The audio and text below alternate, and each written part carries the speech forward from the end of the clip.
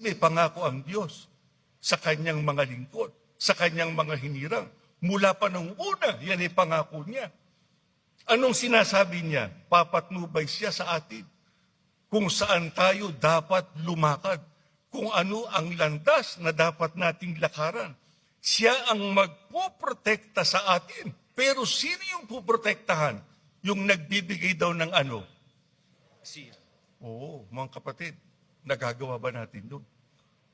Lalo pa na nating dapat gawin ngayon yun, na magbigay tayo ng kasiyahan sa Panginoong Diyos. Kaya, isipin natin lagi na tayo ay magbigay kasiyahan sa ating Panginoong Diyos para anuman itong matitinding bagay na masasagupa pa natin, makatitiyak tayo na tayo ay makalalampas sa lahat ng yan.